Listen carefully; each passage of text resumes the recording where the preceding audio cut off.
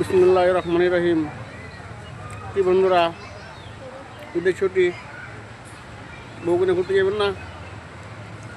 এ ভাই, আরে দাদা ভাই, আপনি সব কামই করেন। এই যে 7 দিন 8 দিন ছুটি পেয়েছেন, এই যে দেখেন আমার বউকে ঘুরতে এসেছি।